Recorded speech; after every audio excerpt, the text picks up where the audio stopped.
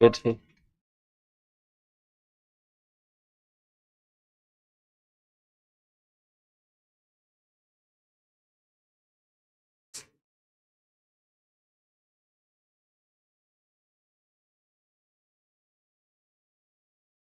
ये पेपर मिल गया होगा आपको ना?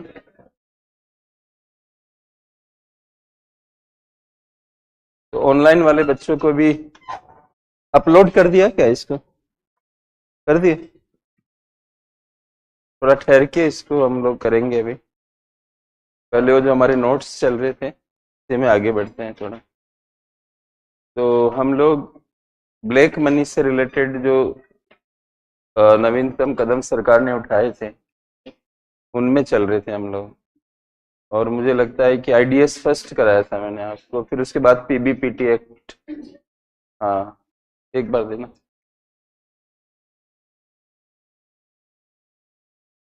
तीसरा स्टेप था एक। फोर्थ लिखिए इसमें आगे।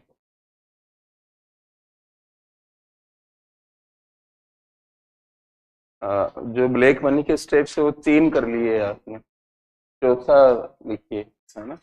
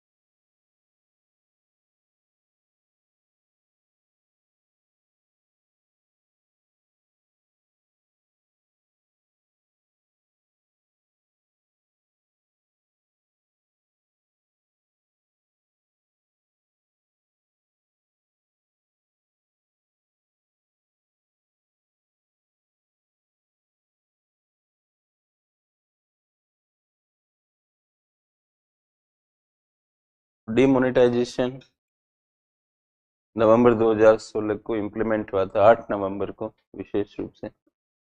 1000 और 500 रुपए के SBNs को, मतलब इनका नाम पड़ा था SBN, स्पेसिफाइड बैंक नोट्स, तो लीगल टेंडर। तो ये लीगल टेंडर में पढ़ाऊंगा आपको मनी बैंकिंग में भी। फिलहाल मतलब जो सरकार की जो मुद्रा होती है जिसका हम लोग इस्तेमाल करते हैं, इसको लीगल टेंडर कहते हैं। जैसे चेक लीगल टेंडर नहीं है, हम चेक से भी पेमेंट करते हैं ना, लेकिन चेक को लीगल टेंडर नहीं कहते हैं। वैधानिक मुद्रा नहीं है वो, सरकार की करेंसी नहीं है कहने का मतलब। वो तो हम अपने एक दूसरे पर विश्वास करके चेक जो होते हैं उनको लेते देते हैं, बाध्यता नहीं है। मतलब लीगल टेंडर में बाध्यता होती है कि आप उस करेंसी को लेने से मना नहीं कर सकते। राइट। फिर और इसमें कई पक्ष है जो आगे चलकर हम मनी बैंकिंग में देखेंगे। और माननीय मोदी जी ने उस समय बोला था अपने भाषण में कि मैं लीगल टेंडर के रूप में इनको समाप्त करने की घोषणा करता हूँ। राइट। तो ये वैधानिक मुद्रा के रूप में स्टॉप हो गए थे उस डेट को। तो आखिर इसमें क्यों, मतलब इनका, इसकी तर्क क्या है? तो इसकी तर्क यहाँ पे थी, इन नोटों की सोइल रेट कम पाई गई। सोइल रेट का मतलब होता है जो डेप्रिसिएशन की रेट होती है, जैसे मशीनों का डेप्रिसिएशन होता है, ऐसे नोटों का भी डेप्रिसिएशन होता है। जैसे नोट मैले कुचेले हो जाते हैं, फट जाते हैं, धीरे धीरे उनकी प्रिंटिंग पे असर पड़ता है। किसी के कपड़े में रह गए तो धुलने में चले गए, तो उनकी काफ़ी चीज़ें खराब हो गई नोटों की। फिर आपने उनको सुखा के दे दिए तो फिर उनकी लाइफ कम हो गई। कुल मिला के नोट भी खराब होते हैं, मतलब खराब होते रहते हैं, ये कहना चाह रहा हूँ। तो ये इससे भी कुछ चीज़ें अनुमान पर चलती है ना, मतलब अनुमान लगाते हो आप। अनुमान भी ज्ञान का सोर्स होता है। हम मानव विकास सूचकांक पढ़े थे, तो स्कूल के वर्षों से हम ज्ञान का अनुमान लगा रहे थे। मतलब आपको वो प्रेजेंटेशन याद हुआ अगर, तो आयाम थे दीर्घ और स्वस्थ जीवन, ज्ञान, जीवन स्तर, ये तो आयाम थे। और इन आयामों तक पहुंचने के सूचक कौन कौन थे? जीवन प्रत्याशा, स्कूल के प्रत्याशित वर्ष, स्कूल के वर्षों का माध्य, रियल पर कैपिटा GNI। आप एक के कंट्री में घूमोगे थोड़ी कि आपका जीवन स्तर क्या है, इनकम से जीवन स्तर का अनुमान लगा लेते हो। अगर किसी की इनकम ज्यादा है, जबकि आपको याद हो तो मैंने पहले ही इस बात को कह दिया था कि इकोनॉमिक्स में कंजूस लोगों को नहीं पढ़ा जाता है। जो लोग माइजर होते हैं, कंजूस होते हैं, उनको नहीं पढ़ते हैं। तो जाहिर सी बात है कि, और किन्स ने कहा ही था, आदरणीय किन्स ने कहा था कि इनकम बढ़ने से उपभोग बढ़ता है, और उपभोग से आपका जीवन स्तर सुधरता है कि नहीं सुधरता है? जितना ज्यादा उपभोग होगा उतने ज्यादा आपका जीवन स्तर है। जीवन सुखी है या नहीं है वो अलग बात है, जीवन स्तर अलग चीज होती है। मैंने उस टाइम पे भी समझाया था आपको। जीवन में खुशी अलग चीज होती है और जीवन स्तर अलग चीज होता है। जो ऐसे बैग आते हैं महिलाओं के, एक कथावाचक भी इस मामले में चर्चा में रहे कि डी और कौन सी कंपनी की बैग होती है, वो 2 लाख रुपए की बैग, एक जो महिलाएं बैग रखती है, 2 लाख रुपए का एक बैग।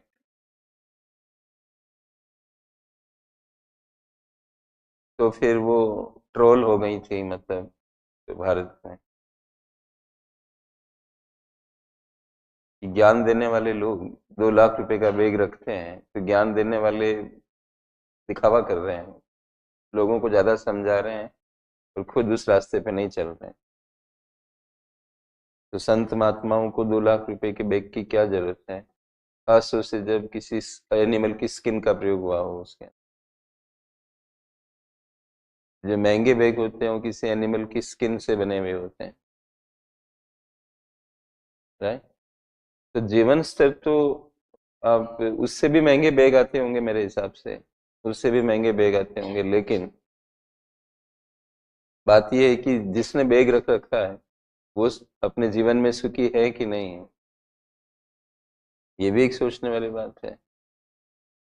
ये जो दैनिक जागरण या दैनिक हिंदुस्तान में अखबार का नाम भूल रहा हूँ, इसमें फिलोसॉफिकल आर्टिकल्स आते हैं, मतलब कॉलम्स आते हैं। जो बच्चों की हिंदी कमजोर होती है मैं उनको राय देता हूँ आमतौर पे कि आप इनको पढ़ा करो। तो आप शब्द कैसे बन रहे हैं, लैंग्वेज कैसे चल रही है। तो उस सिलसिले में मैंने भी एक कथा पढ़ी थी, उसके अंदर कथा नहीं थी, वो हकीकत थी। तो एक महात्मा थे, एक उन्होंने सब कुछ छोड़ दिया और वो नदी के किनारे लेटे हुए थे, शायद सागर के किनारे कहीं लेटे हुए थे। तो वो उनके उनके पास एक कटोरा रह गया था, वो कटोरे को साइड में रख के सोए हुए थे। और अचानक जब नींद खुलती थी तो वो कटोरे पे हाथ जाता कि मेरा कटोरा पड़ा हुआ है कि नहीं पड़ा। उनके सामने एक कुत्ता आया और वो पानी पीने के लिए चला गया। पानी पी के वो निकल गया और बेफिक्र होके चला गया। सोचा कुत्ते के पास तो कोई कटोरा नहीं है, ये भी तो काम चला ही रहा है, तो अब एक कटोरे से भी मेरा बंधन हो गया, मतलब मैं मुक्त तो हुआ नहीं। ये कटोरा भी मेरे दिमाग में टेंशन दे रहा है। उन कटोरे को भी फेंक दिया, पूरी तरह से सुखी हो गए, है ना, पूरी तरह से। आज हम ट्रेन में कहीं जाते हैं, हमारा फोन कहीं रह जाता है, फोन कहाँ, फोन कहाँ, पागल जैसे हो जाते हैं, फोन कहाँ, पर्स कहाँ, फलानी चीज कहाँ, है ना। तो मैं आप और सोच रहे होंगे कि मैं बात क्यों कह रहा हूँ, ये आपके मन में चल रहा होगा। मैं ये समझाना फिर से चाह रहा हूँ कि जीवन स्तर और जीवन की गुणवत्ता में डिफरेंस है। जीवन की गुणवत्ता खुशी से, खुशी आपकी जिंदगी में है, आप सुखी हो।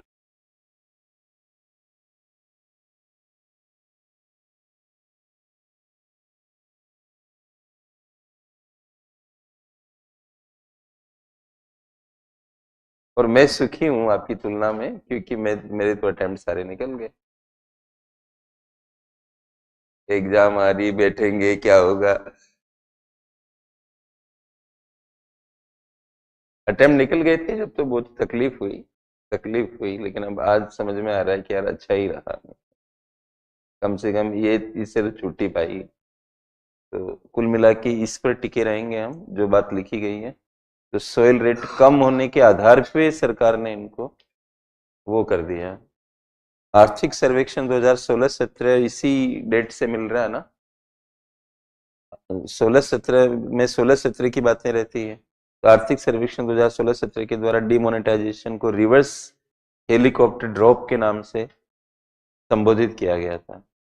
तो एक वर्ड होता है हेलीकॉप्टर ड्रॉप करके, ये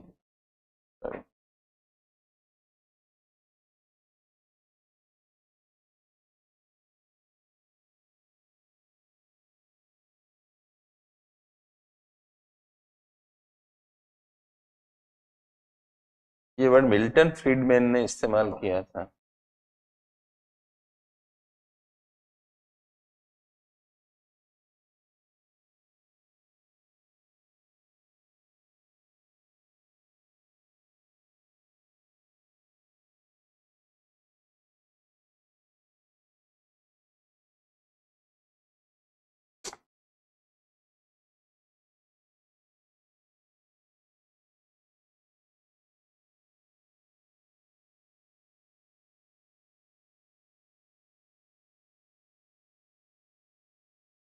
मिल्टन फ्रीडमैन ने यूज किया था, और इसका जो मनी फाइनेंस्ड फिस्कल प्रोग्राम,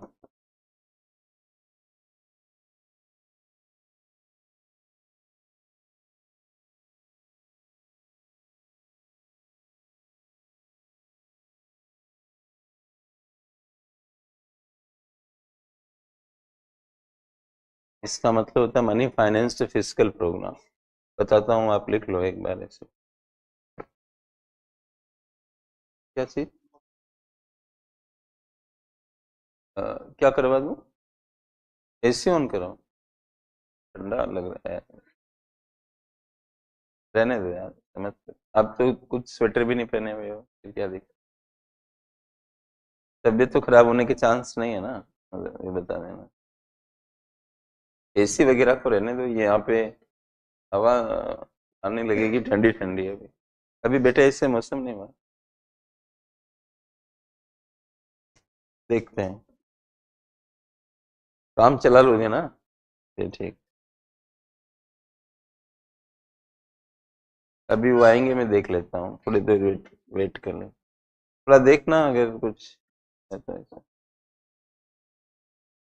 तो अ, ये जो मिल्टन फ्रीडमैन थे ना, ये एक इकोनॉमिस्ट थे। तो जो मैंने आपको पढ़ाया था, ये मंदी को दूर करने का तरीका, स्टिमुलस, ध्यान आ रहा है क्या?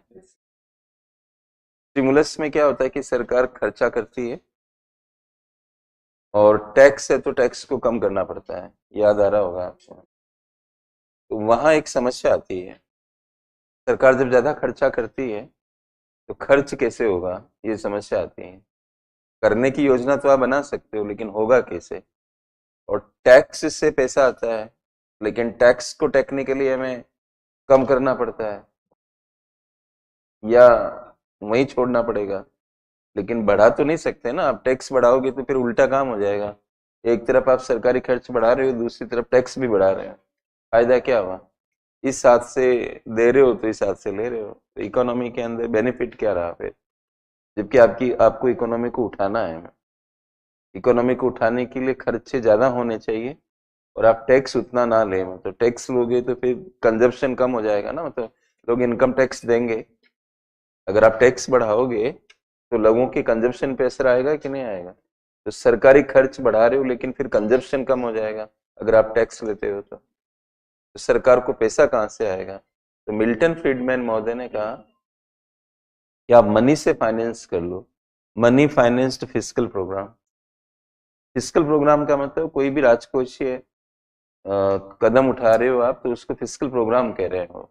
और इसकी फाइनेंसिंग कहाँ से होगी? मनी से होगी, नोट छाप के होगी। तो उन्होंने एक काल्पनिक कहा कि जैसे कोई हेलीकॉप्टर से नोटों की बारिश हो रही है, ऐसा कुछ करके। एक नहीं कहते हैं पैरेलल एग्जाम्पल लेना, जिसको आप कहते हैं, समझाने के लिए, जिससे हेलीकॉप्टर बारिश कर रहा हो नोटों की। तो उन्होंने हेलीकॉप्टर ड्रॉप, मतलब नोट ड्रॉप हो रहे हैं, तो गवर्नमेंट उठा के उनको खर्च कर रही है। तो उनका ये कहना था कि सरकार ऐसे खर्चे करे जो मनी मनी ले प्रिंट कर ले, सेंट्रल बैंक से लेके, मतलब वो सेंट्रल बैंक प्रिंट कर देगा, उससे लेके और इकोनॉमी के अंदर खर्चा कर दे। इसको बोला जाता है मनी फाइनेंस फिस्कल प्रोग्राम। तो पैसा पैसा जो है वो ऊपर से नीचे की तरफ आ रहा है, मतलब लोगों की तरफ। और डिमोनेटाइजेशन में क्या हुआ कि सरकार ने बोला कि आप जमा कराओ, मतलब 500 1000 रुपए के नोट हम हटा रहे हैं, तो जिसके भी पास है वो इस डेट तक जमा करा दें। जब वो जमा कराएंगे तो पैसा लोगों से गवर्नमेंट की तरफ जा रहा है, बैंकों की तरफ जा रहा है, इसलिए इसका नाम क्या डाला? Reverse helicopter. राइट। तो कई बार इकोनॉमी जैसी फंस जाती है कि आपको कुछ, आपके पास कोई सोर्स नहीं होता उसको बचाने के लिए, तो फिर ये नोटों की प्रक्रिया का इस्तेमाल किया जाता है। राइट। तो कई बार लोगों को नोट बांट भी दिए जाते हैं कि भाई खर्चा बढ़े, मतलब इकोनॉमी। तो इस तरह का सिस्टम है। तो आई थिंक मतलब जितना आपको समझने के लिए जरूरी था वो मैंने बता दिया है यहाँ पे। तो ये बात भी हो गई हमारी। 4 पॉइंट हो चुके हैं, 5वें पे आइए।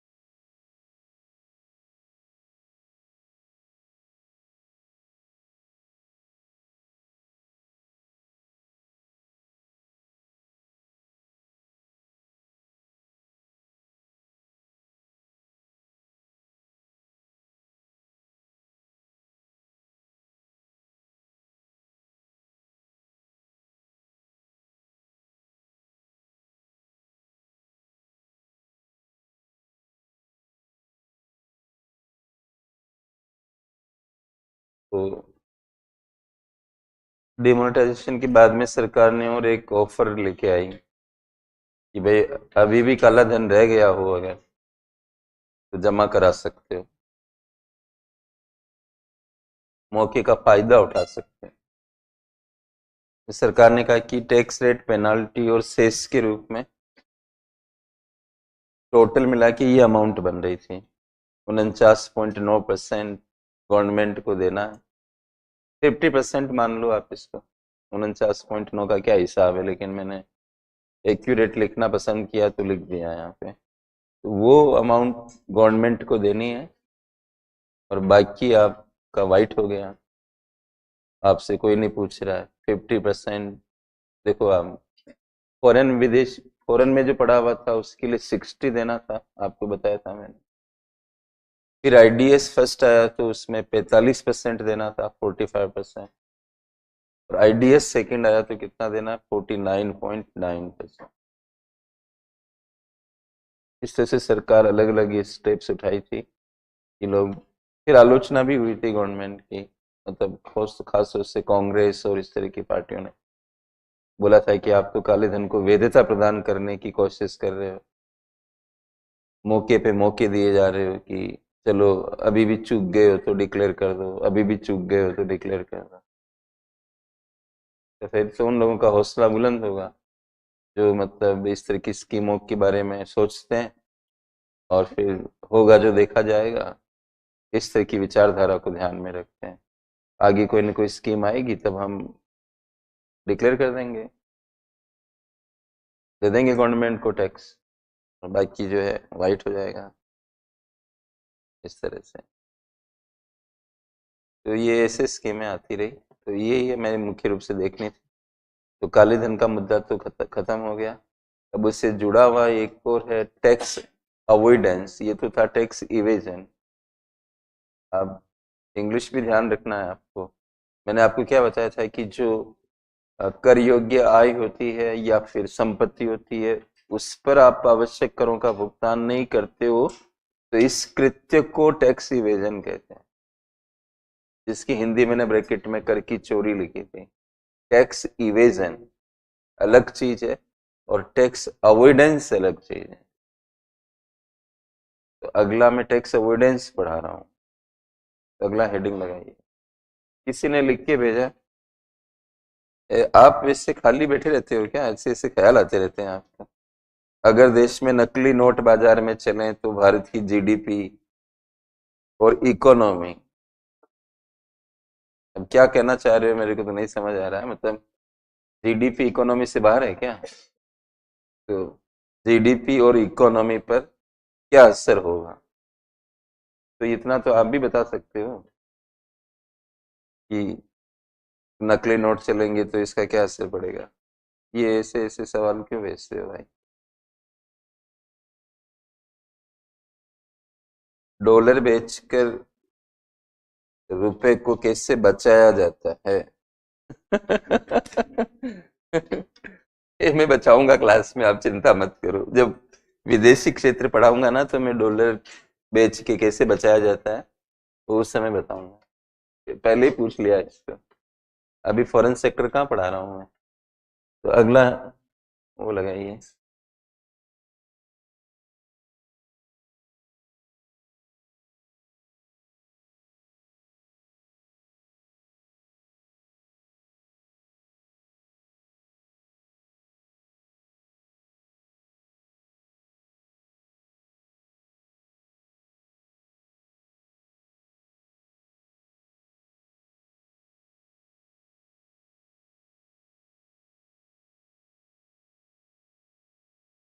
ये वर्ड आप ध्यान रखें, टैक्स अवॉइडेंस।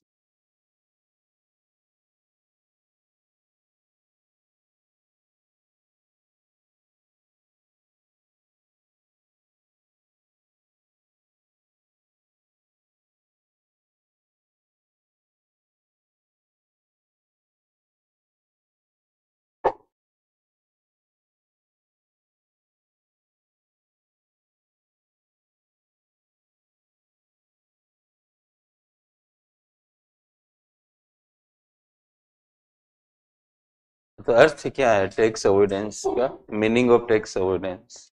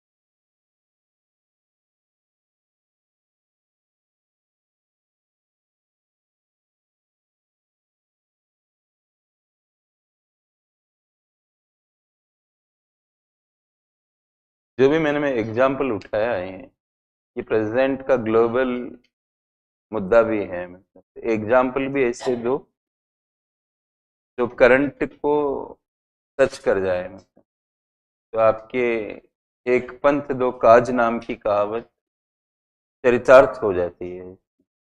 नंबर बढ़ जाते हैं।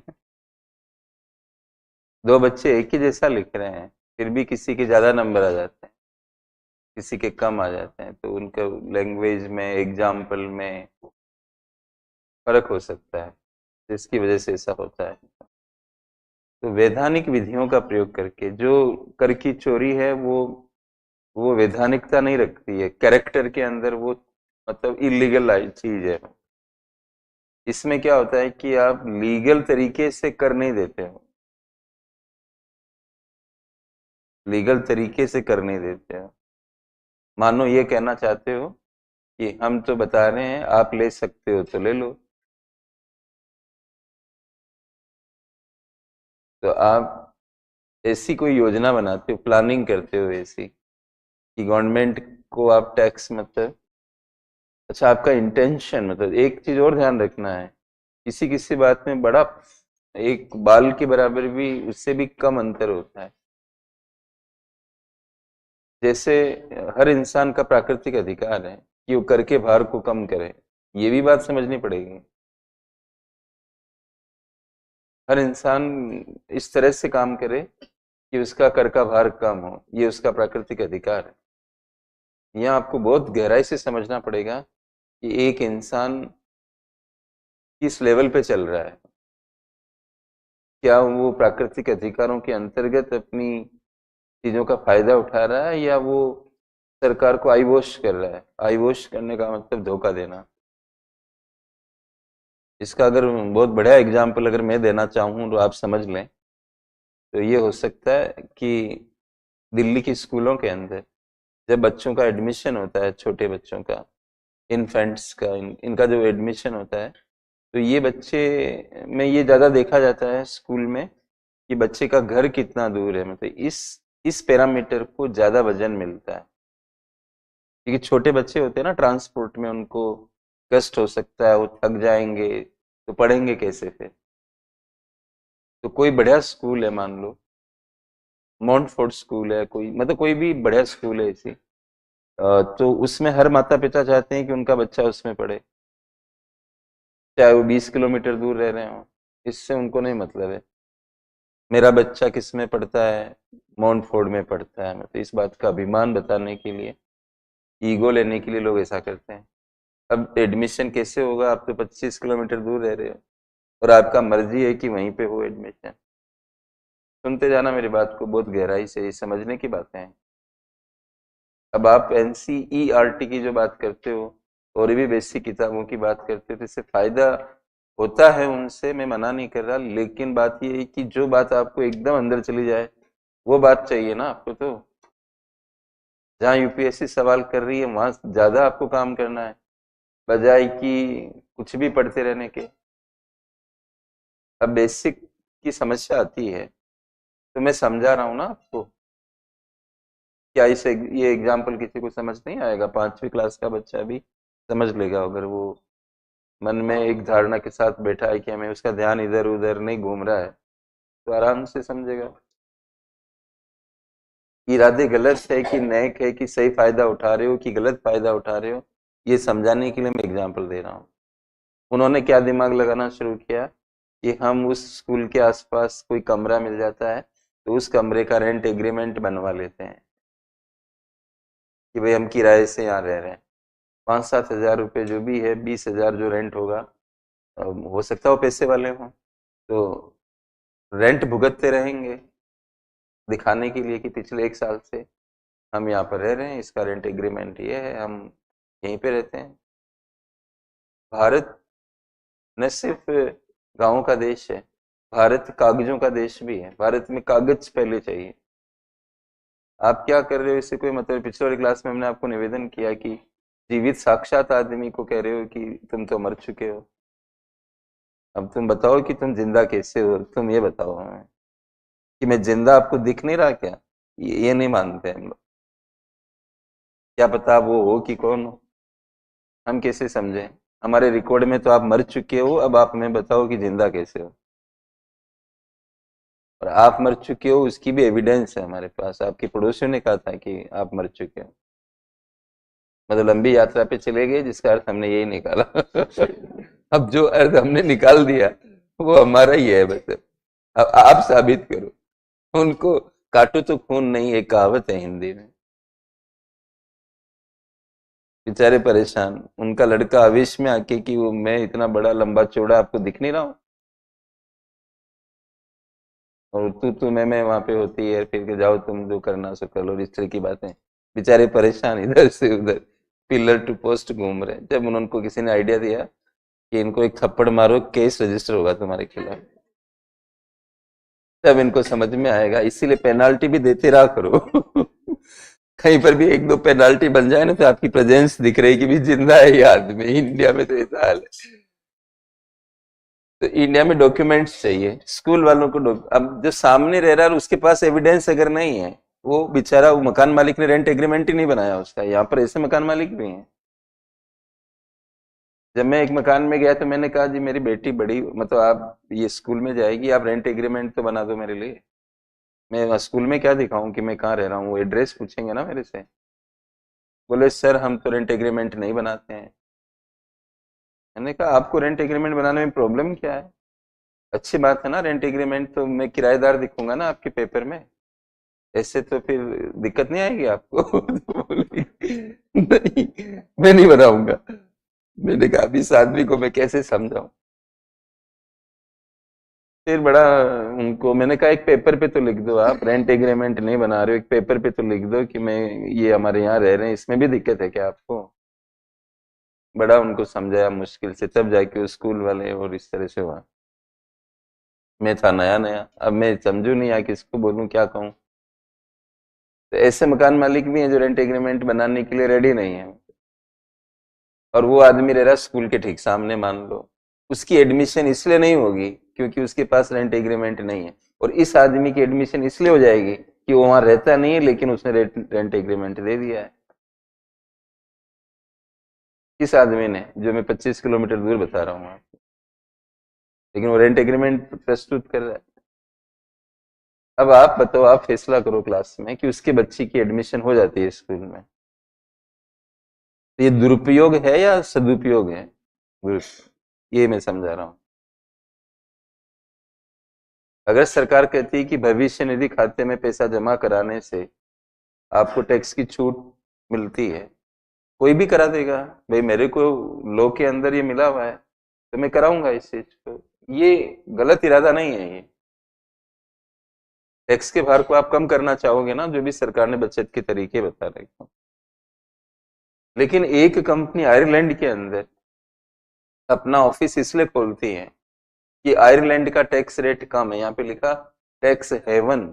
टैक्स हेवन राष्ट्र उसको कहते हैं जिसकी एग्जाम्पल दी मैंने पीछे। आयरलैंड टैक्स हेवन कंट्री है।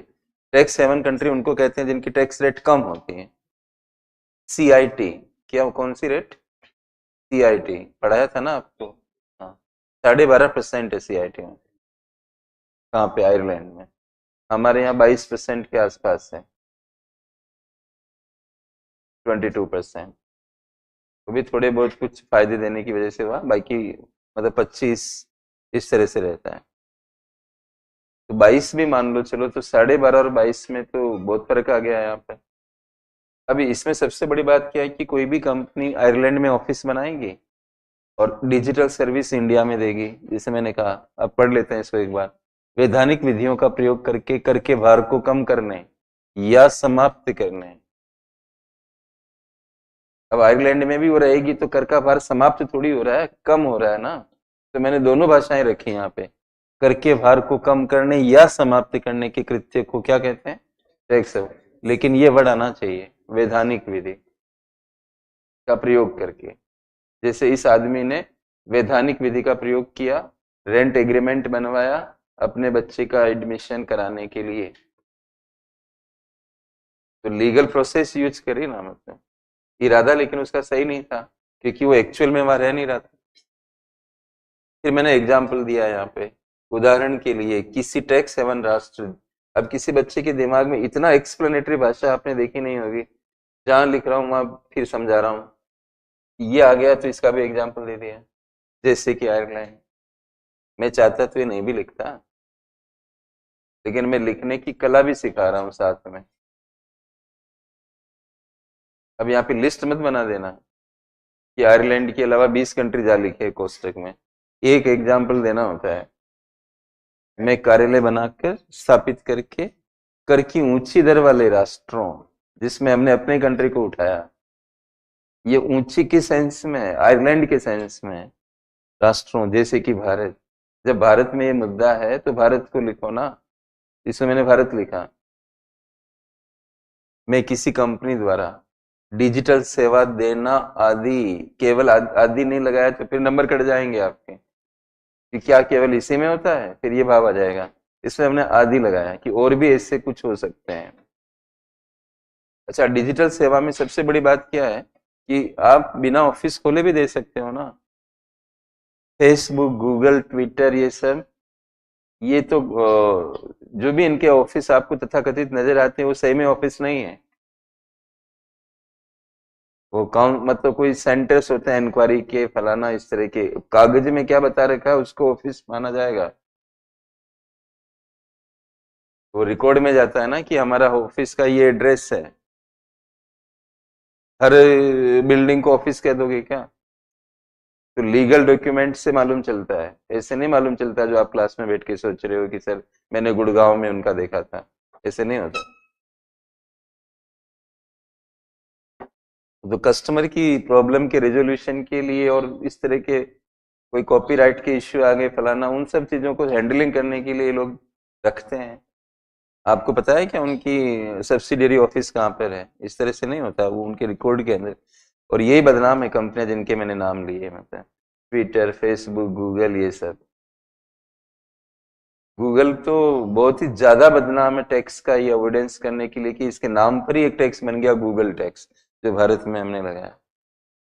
तो गूगल टैक्स का मतलब गूगल पे लगने वाला टैक्स नहीं है, इसका अर्थ यूं मत निकाल देना कहीं। तो मैं लिखाऊंगा तो समझ में आ जाएगा आपको, ठीक है? तो ये पॉइंट क्लियर हो गया आपको?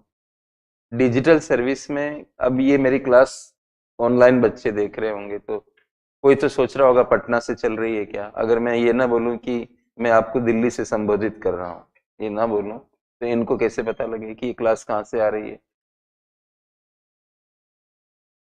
अच्छा, तो यही बात है।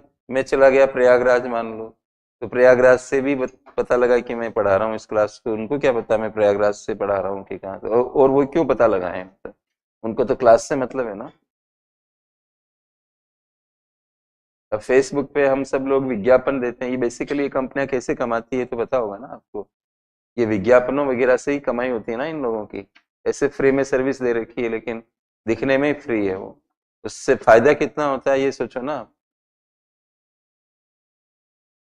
आज गूगल का ये पूरा सिस्टम मतलब हट जाए तो क्या हो, मतलब पूरी दुनिया के अंदर इतनी बड़ी मोनोपोली है।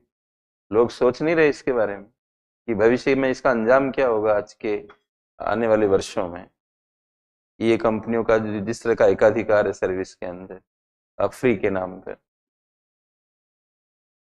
अब इनमें यूट्यूब वगैरह, फिर आप उस पे विज्ञापन आते हैं, लोग पेमेंट करते हैं, ये सब कितना बड़ा पूरे वर्ल्ड के अंदर इनकी कमाई का आधार देखो ना आप।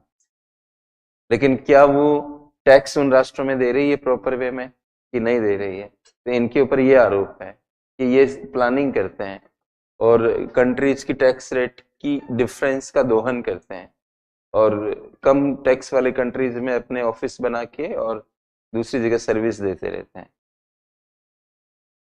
तो भारत को कैसे टैक्स मिलेगा? दो नुकसान हो रहे हैं ना। तो एक तो टैक्स ही चला जा रहा है, दूसरा ये हो रहा है कि आपके यहाँ वो ऑफिस बनाती तो हमको कुछ फायदा मिलता, हमारे लोगों को नौकरी मिलती, हमारे यहाँ इन्वेस्टमेंट आता, उसमें भी परेशानी हो रही है। तो ये अवॉइडेंस का मैटर है, इवेजन का मैटर नहीं है। ये आपको ध्यान रखना पड़ेगा। आप ये नहीं कह सकते कि टैक्स का इवेजन कर रही है, आप ये कहोगे कि टैक्स का अवॉइडेंस कर रही है। राइट? तो ये तो अर्थ आपको पता होना चाहिए। एग्जाम दे रहे हो अगर, आज नहीं तो कल देना तो पड़ेगा ही। इसके बाद इसमें कोई बहुत स्टेप्स वगैरह में हम नहीं जा रहे हैं क्योंकि ये तो अलग ही तरह की कहानी है।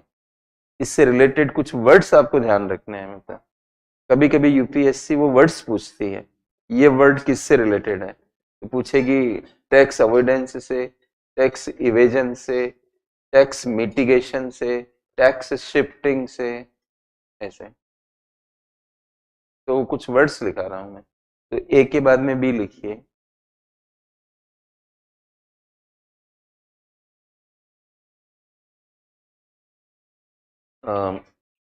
कुछ महत्वपूर्ण, ऐसे हेडिंग लगाओ, कुछ महत्वपूर्ण चर, चर्चित शब्द।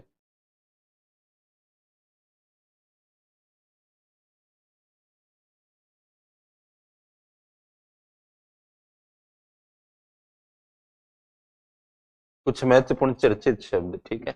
तो बस केवल उस शब्दों को लिखेंगे हम लोग, उसमें थोड़ा बहुत मैं परिचय दूंगा आपको। बस लिखिए गार।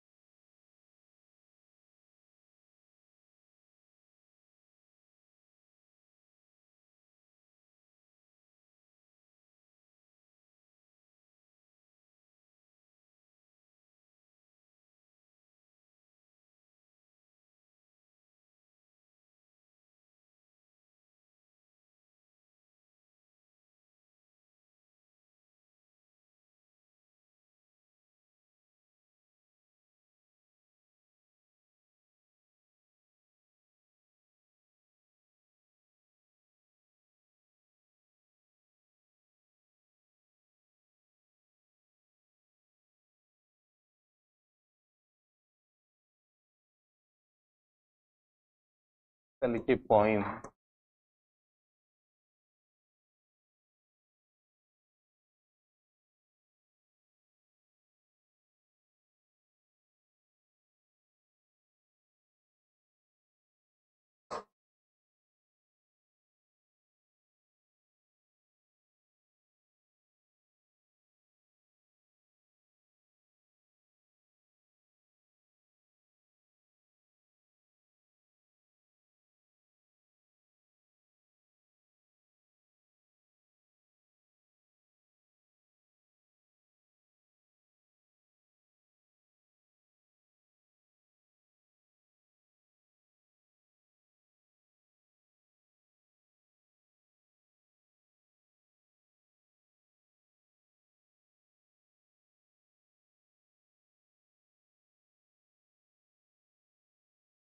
प्लेस ऑफ इफेक्टिव मैनेजमेंट, ये भी भारत के नियम रहे हैं पोइम करके।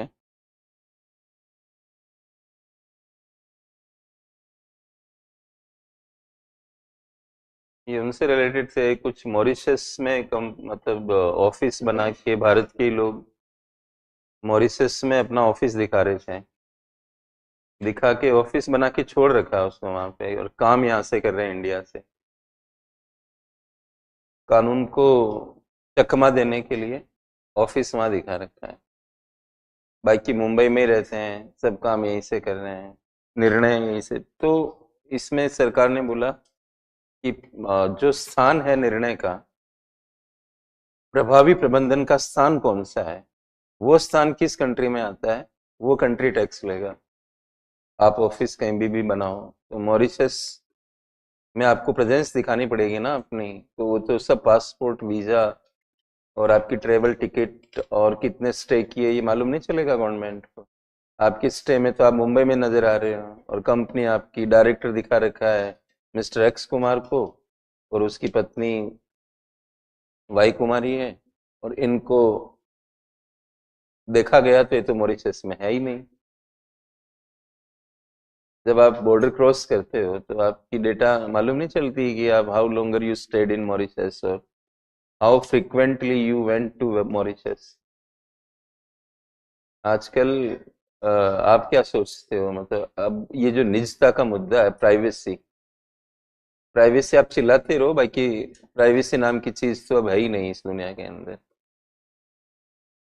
आज आप अगर कोई सामान भी मंगवाते हो तो आपका डेटा, आपकी प्लेस, सब कुछ तो रिवील हो रही है। तो क्या मतलब प्राइवेसी क्या रह गई मतलब? ये तो मैं इंटरनल बता रहा हूँ, बाकी तो आप किसी जहाज में बैठ के जाओगे ना मॉरिशस, तो आपको दिखाना पड़ेगा ना कि मैं मॉरिशस में ही था सर। आप दिख रहे हो मुंबई के अंदर, और कंपनी आपकी मॉरिशस में, और तथाकथित रूप से आप उसके निदेशक हो। तो place of effective management Mauritius नहीं हुआ, place of effective management Mumbai हुआ। And since Mumbai is located in India, therefore you need to give income tax to the government of India. इसको इसको बोला गया पॉइंट। तो भाई पहले से साफ सुथरे चलो ना। क्या जबरदस्ती में गलत काम करने की नौबत क्यों आ रही है, क्यों करना चाह रहे हो? लेकिन अब ये, तो फिर उनको कर लिया गवर्नमेंट ने कब्जे में, और क्या, उनसे ले लिया टैक्स। उनको हवा भी नहीं लगी, नोटिस ला के सरकार ने पोएम का नाम लेके वसूल लिए पैसे उनसे।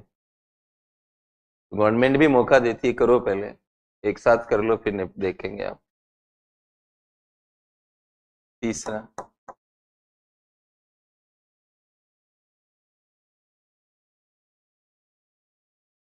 बीईपीएस।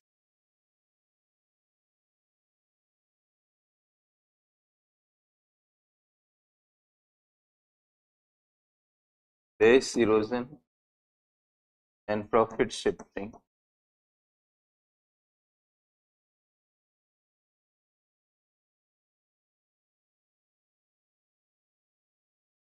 Base erosion and profit shifting.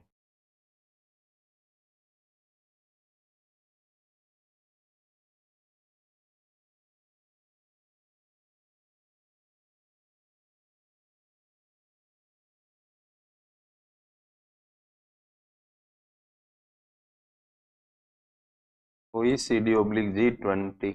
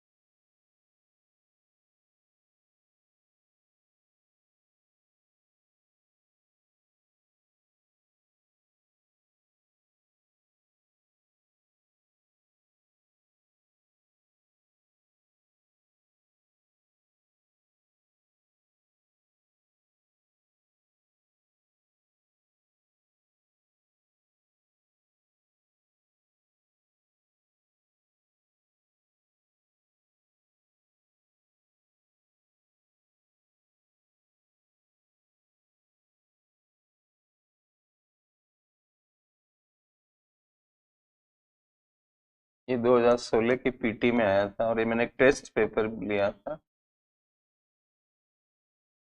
तो पीटी से पहले उस टेस्ट में डाला था ये सवाल। पेपर हुआ तो इसमें सीधा ही आ गया है।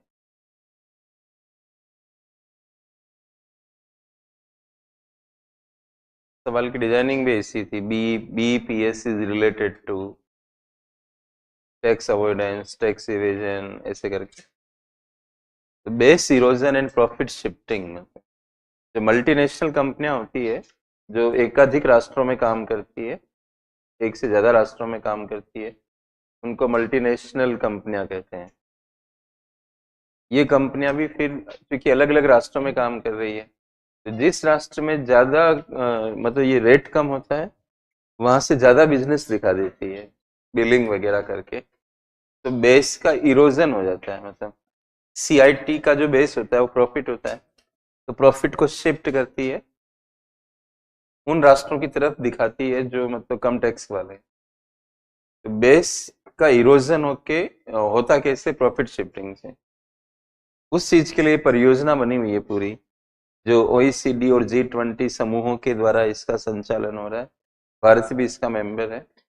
ये सब बातें ध्यान रखकर यूपीएससी ने 16 में इस पर सवाल बनाया था। और ये 50 आइटम का एक टेस्ट लिया था मैंने। वो टेस्ट एग्जाम से पहले का था और उसमें फिर ये आ गया था सीधा। कितने हो गए? 3। चौथे पे आई है।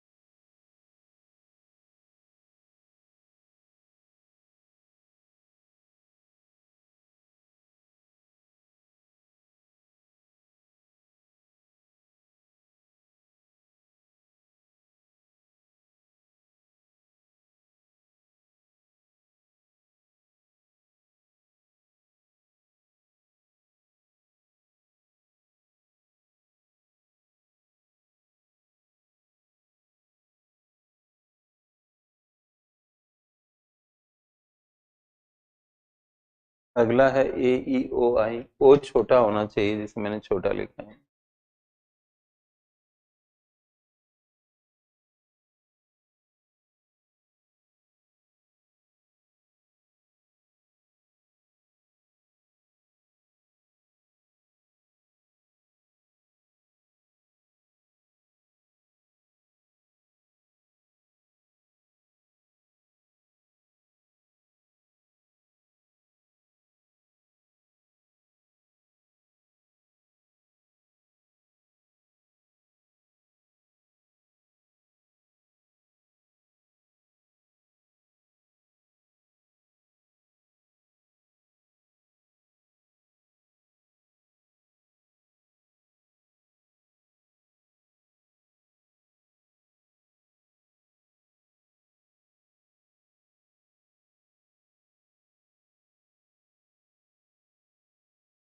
में कई प्रकार की सूचनाओं के आदान प्रदान की बात है।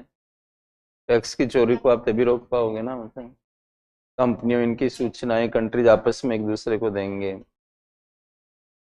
तो उसी में ही एक वर्ड बनता है AEOI करके, CRS में ही। लेकिन मैंने उसको अलग दिखा दिया ताकि आपका ध्यान जाए उसके ऊपर। और पीटी वगैरह में AEOI आए या फिर CRS आए तो आपको इसकी जो टॉपिक आइडेंटिफाई करनी है, टैक्स अवॉइडेंस, इसलिए मैंने इसको दिया अलग से इसमें। अगला लिखिए।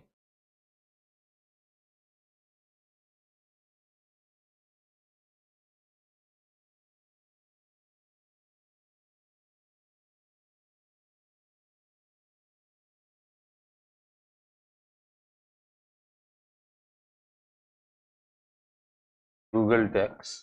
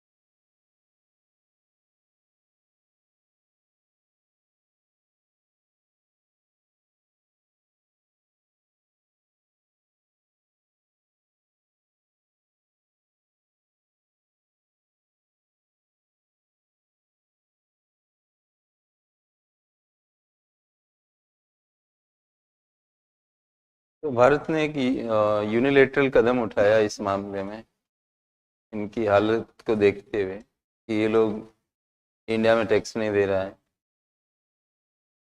दूसरी बात ये है कि हमारी जो कंपनियां हैं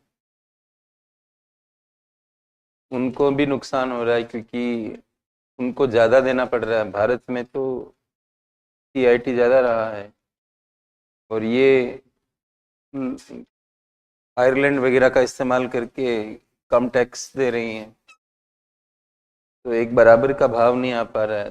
तो हमने कहा कि समानता के हिसाब से भी हमें ये एक टैक्स लगाना है, इसलिए इसका नाम ऐसा पड़ा, इक्विवलाइजेशन लेवी। मतलब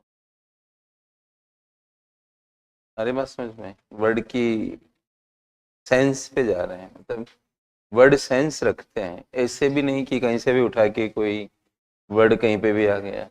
अगर आप वर्ड को घड़ते हो कहीं पर भी, कोई टर्म लेके आते हो, तो उसके पीछे तो कोई वजह होती होगी, बल्कि दर्शन शास्त्र का एक स्कूल तो पूरी भाषा पे बना हुआ है। शब्द सत्ता को दिखा रहे हैं, मतलब कोई तो एक बिना पढ़े लिखे आदमी ने मेरे को एक बार कहा कि रामेश्वर जी, जो चीज, जो शब्द है इस दुनिया में किसी भी चीज का, वो है इस दुनिया में, भले ही आपको नहीं दिख रही है। बताइए, वो इंसान तो कभी पढ़ा ही नहीं और वो ये बात कह रहा है। थोड़ी सी आध्यात्मिक शक्ति उनके अंदर थी तो उन्होंने ये बात को बोला। और ये बात मैं फिलोसफी में ऑलरेडी पढ़ चुका था, जब यूपीएससी की तैयारी के दौरान फिलोसफी मेरा एक विषय रहा था।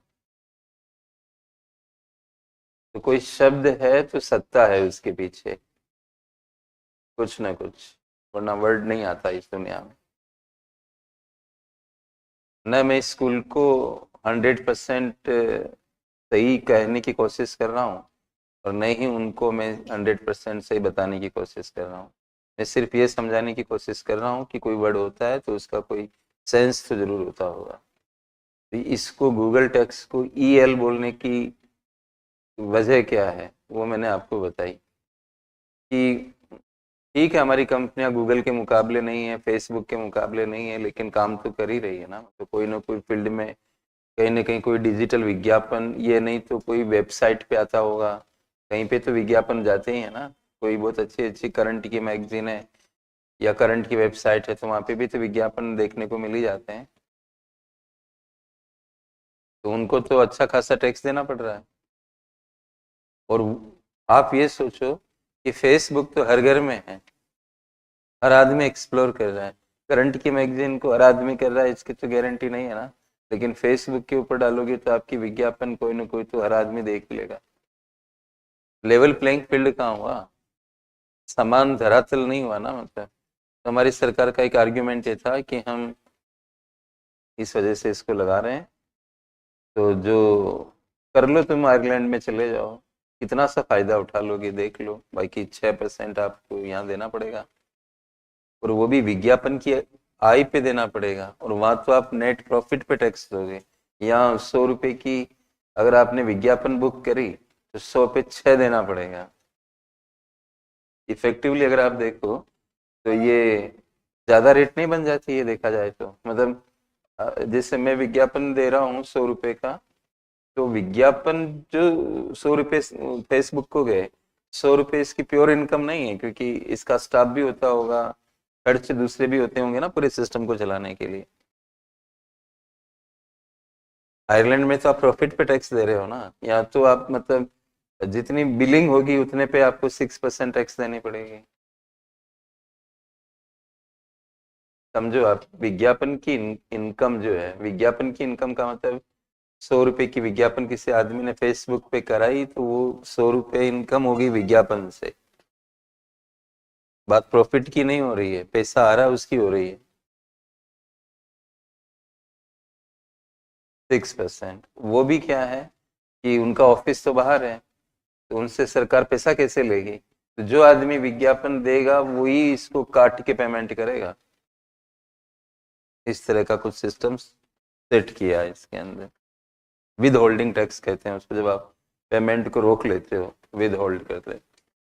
तो ये गूगल टैक्स मतलब इस तरह से डिजाइन किया हमने अमेरिका को काटो तो खून नहीं वाला हिसाब फिर पैदा हो गया कि इंडिया जो है हमारी कंपनियों को वो कर रहा है। तब भारत ही एकमात्र कंट्री नहीं था, इस कैटेगरी के टैक्स और भी कंट्रीज ने लगाए, क्योंकि ये मुद्दा उनके सामने भी था। और यूपीएससी पीटी 2018 में इस पर सवाल बना दिया यूपीएससी ने 2 साल बाद। तो आप ये भी अच्छे तरह से समझ लो कि करंट अफेयर्स का मतलब क्या होता है। आप रोज के अखबार पढ़ के जा रहे हो और उस पर एक भी सवाल नहीं आ रहा है, और 2 साल पीछे की चीजें भूल चुके हो और सवाल वहां से पूछ रहा है यूपीएससी, तब क्या करोगे आप। ये सवाल इसलिए बना था कि टैक्स अवॉइडेंस आज का मुद्दा नहीं है, ये मुद्दा चलता हुआ आ रहा है। और लैंडमार्क इवेंट गूगल टैक्स था, तो जो एग्जाम पेपर सेटर था उसके दिमाग में आया कि ये पूछ लेते हैं इनसे। ये भी करंट अफेयर्स ही है ना, मतलब एक तरह से अफेयर्स ऐसे होते हैं जो चल रहे होते हैं, मतलब घटनाएं ऐसी होती, इवेंट कहते हैं उनको। तब टैक्स अवॉइडेंस एक करंट अफेयर है जो चल ही रहा और चलता ही रहेगा। तो आपको उसे पकड़ना है कि हमारे सिलेबस में क्या लिखा हुआ है। 99% बच्चे तो करंट अफेयर्स का अर्थ नहीं जानते और करंट अफेयर्स की क्लास करते हैं, तो फंस जाते हैं। उनको समझना पड़ेगा कि करंट अफेयर्स वर्ड बोल रहे हैं तो इसका मतलब क्या है।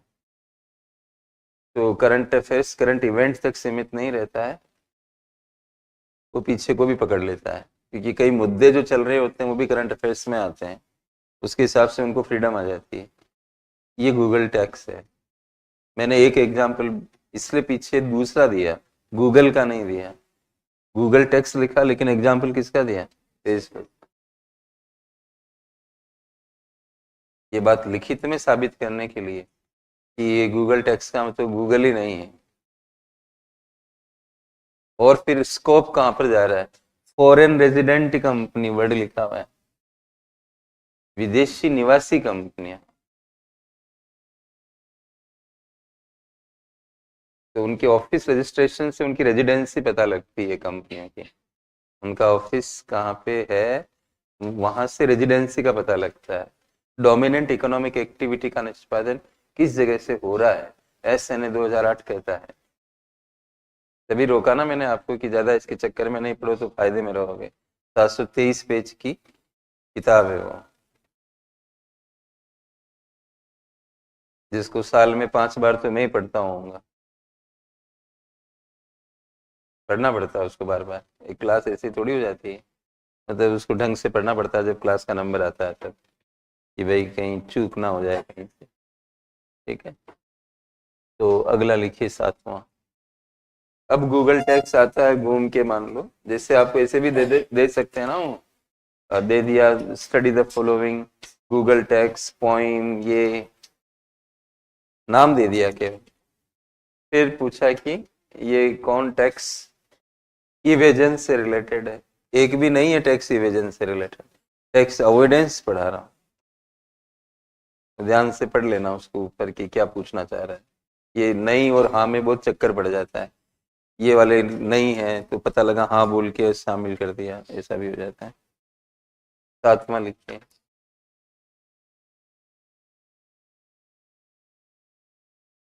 किसी की भी तबीयत खराब होने जैसी हो रही हो तो आप ऐसे क्लास में बैठे ना रहें, तो अगर ऐसे लगे तो।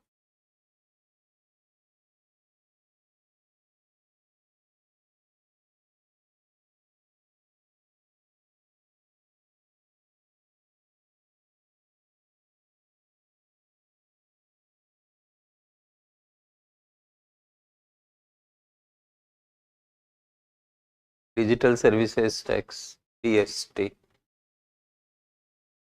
खाली लिख के छोड़ दें, मतलब शब्दों के अंदर, इसको अलग से कराऊंगा मैं अभी। अभी केवल इतना ही लिख दें, DST।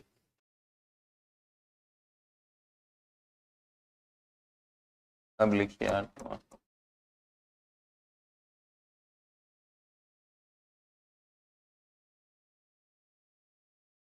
GMT।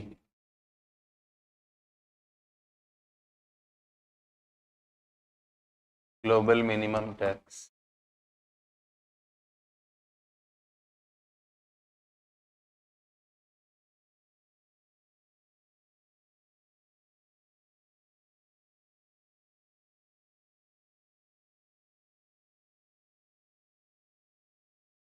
इसको भी छोड़ दें इसे,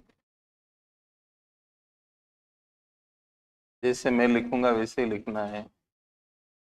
पहले मैं लिख लूं फिर आप लिखना।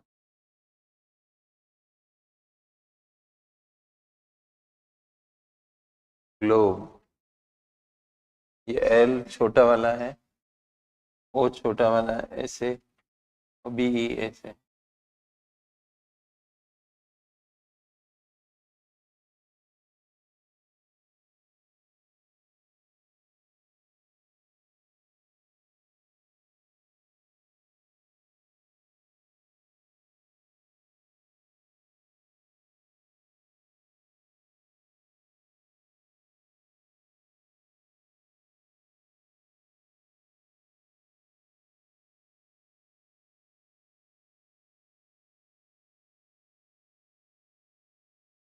ले लिखिए।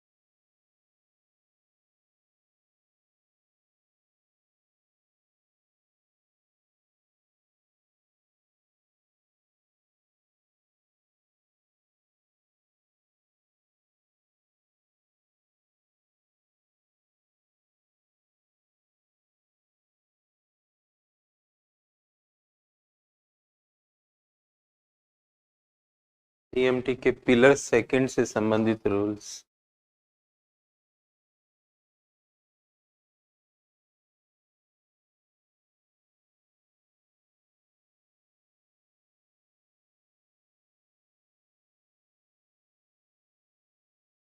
अब इतना ये टॉपिक टीचर करे तो क्या करें, मतलब ये इतने सारे चीजें आ जाती है। अच्छा मन खराब, मतलब अगर इनको हम यूं स्किप मार दें तो भी खुद को भी सही नहीं लगता है कि इसको कैसे मतलब ऐसे कर दिया।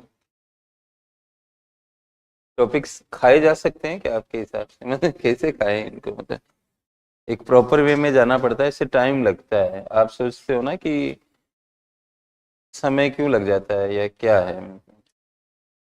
जब आपकी रचनात्मकता चल रही हो और टॉपिक टू टॉपिक आप कवरेज को बढ़ा रहे हो तो समय लगेगा। हाँ, समय बेवजह जा रहा हो तब तो प्रॉब्लम है, लेकिन बाकी कंटेंट भी उसके साथ एनरिच हो रहा है और हमारा माइंड ओपन हो रहा है तो हम, आपको ये जान के ताज्जुब होगा कि इकोनॉमिक्स ऐसे तो करोल बाग वगैरह आप चले जाओ, ज़्यादातर इंस्टीट्यूट्स में 30 क्लास में तो पीटी और मेंस सब हो जाते हैं, सभी निपटा देते हैं। मतलब उसको हम कहते हैं निपटाना कहते हैं। तो अब आप बताओ कि इसमें कहाँ कमी छोड़ें जिससे, मतलब या तो आपके भरोसे छोड़ दें इनको कि भाई ये टॉपिक्स हैं, इनकी लिस्ट बना लो, लास्ट में ये भी आप लोगों को करने हैं, बाकी मैंने करवा दिए हैं। तो ये तो फिर आप क्या करोगे इसका मुझे क्या भरोसा पैदा हो कि आपने सही पिकअप किया या गलत पिकअप किया। अब इसको हम कर ले रहे हैं तो हमें भी खुशी है ना कि हाँ अपना काम हो गया, मतलब यहाँ तक। अब स्टूडेंट इसके बाद में उनको क्या करना है वो समझेंगे। हमारी तरफ से हम कोई कमी क्यों छोड़ के चले। अभी टॉपिक आ जाते हैं तो आपको पढ़ने पड़ते हैं उनको। अब ये अद्यतन हो गया, जो आपके नोट्स बन रहे हैं ना ये अप टू डेट जैसे बन रहे हैं। टैक्स अवॉइडेंस के जितने भी वर्ड को मतलब करेंसी में है इस समय, हाई फाई वर्ड जितने भी, वो सब मैं ले आया हूँ क्लास में, जितनी मेरी कैपेसिटी थी। और आपके हिसाब से जो उपयुक्त चयन होना चाहिए वो मैंने कर लिया। ऐसे तो परफेक्शन होता नहीं है, लेकिन मैक्सिमम 99% को मैंने कवर कर लिया है इसमें।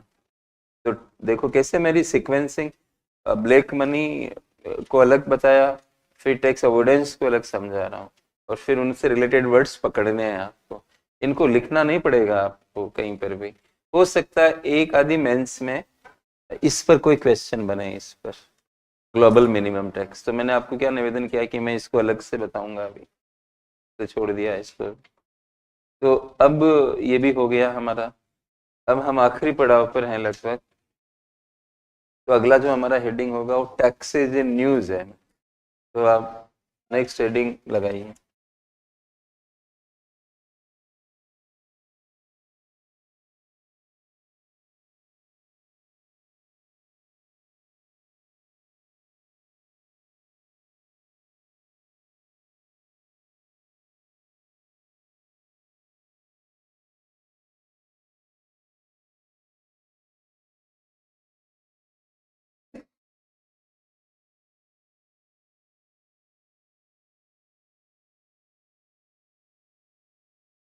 टैक्सेस इन न्यूज में फर्स्ट ले रहा हूँ मैं, ये जीएमटी वाला पहले ले लेता हूँ। तो आप जीएमटी करें।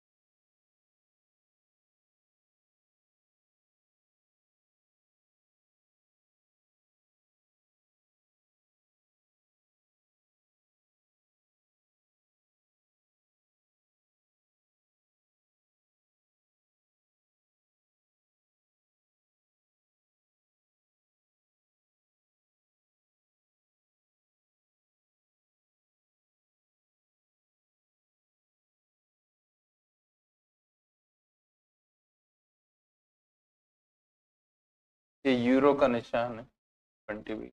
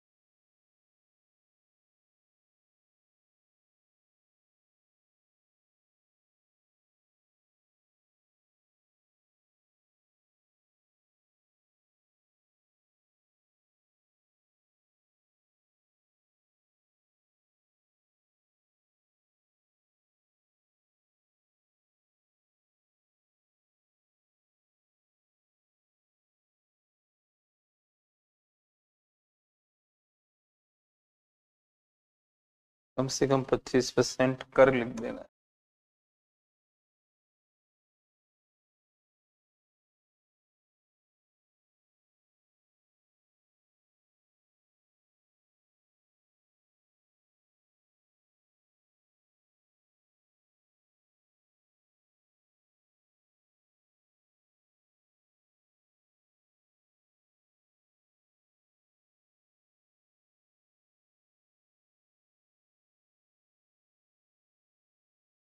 थोड़ी बेसिक डिटेल तो मैंने ऊपर दी, बाकी 2 पिलर्स में डिवाइड है, ये मैंने आपको बताया। यहाँ पे GMT ग्लोबल मिनिमम टैक्स इसके अंडर में आ रहा है। OECD inclusive framework on BEPS, और इसकी टारगेट है डिजिटलीकरण से होने वाले टैक्स अवॉइडेंस को रोकना। भारत भी इसका सदस्य, स्टार लगा के बता दिया। इसके 2 भाग किए मैंने। पिलर 1, ये उन कंपनियों पे लागू होगा जिनका टर्नओवर मतलब 1 साल का यूरो 20 बिलियन से, डॉलर नहीं लिखना है वहाँ पे, 20 बिलियन से ज़्यादा होगा, उनके लिए ये पिलर 1 है। इसका मतलब ये है कि जिस कंट्री में ऑपरेट कर रही है, ऑपरेट करने में भाव ये आ रहा है कि इसका ऑफिस कहाँ पर है और ऑपरेट कहाँ कर रही है। तो ऑपरेट करने वाले कंट्रीज को आमतौर पे टैक्स मिल नहीं पाता है, क्योंकि ये ऑफिस वाले कंट्री में टैक्स देती हैं। तो इसमें यह नियम आया कि अत्यधिक मुनाफों पर, अत्यधिक मुनाफों की भी व्याख्या की गई है जो आपके इतना काम का नहीं है, लेकिन वो बता दे रहा हूँ मैं। टर्नओवर का 10% से ज्यादा अगर मुनाफा आ रहा है, आप कितना माल बेच रहे हो या सर्विस दे रहे हो, उसके 10% तक के मुनाफे को तो एक्सेसिव नहीं माना गया। लेकिन उससे ज्यादा मुनाफा आ रहा है, जैसे एक दुकानदार 100 रुपए का माल बेचता है एक दिन में और 10 रुपए कमाता है 100 रुपए का माल बेचने पे। कहते हो ना आपका मार्जिन क्या रहता है, आप दुकानदार को कई बार कहते हो ना क्या मार्जिन पे कमाते हो। 10% के मार्जिन को आप कोई बुरा मानोगे क्या? 7.5% तो बैंक ही ब्याज देता है। तो 2-2.5% के लिए दुकान खोल के भी बैठा, नहीं तो बैंक में FD करा लेगा। कम से कम 2.5% ज्यादा से आपको सामान तो मिल रहा है आपकी कॉलोनी में। तो हर आदमी बैंक में FD करा के घर पे सो जाएगा तो इकोनॉमी चल जाएगी। समझने वाली बात है। बैंकों में ज्यादा ब्याज वैसे ही नहीं होना चाहिए, अगर होगा तो लोग आलसी हो जाएंगे। ये बिटकॉइन मार्केट, ये सट्टा मार्केट, ये गैम्बलिंग मार्केट, फलाना मार्केट, इससे लोगों की हालत खराब हो रखी है। अब हर जगह सट्टा खेल रहे हैं लोग, सट्टे से कमाना चाह रहे हैं, मतलब ऐसे कोई काम नहीं करना चाह रहा है। और स्कीमें आती रहती है, इतना जमा कराओ तो आपको ये मिल जाएगा। तो फिर इसके बाद में क्या होगा आप खुद ही देखो, काम करने की जरूरत क्या रहेगी इस देश के अंदर, दुनिया में। सब लोग आलसी हो जाएंगे आने वाले टाइम में।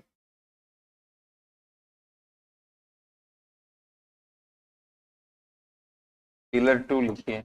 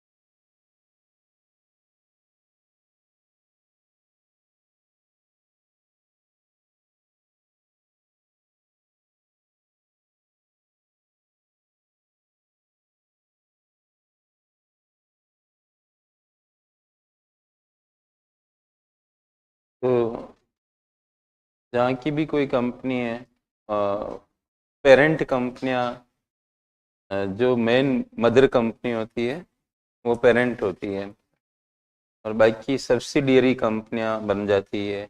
जैसे कोई हिंदुस्तान यूनिलीवर लिमिटेड की पेरेंट कंपनी कहाँ है, तो भारत में सब्सिडियरी कंपनी, इस तरह से सब्सिडियरी सहायक कंपनियां होती है, ऑफिस बनते हैं उनके कहीं पर भी। फिर वो ऑफिस के हिसाब से वो सब्सिडियरी वहाँ पे पेमेंट करती है टैक्स की।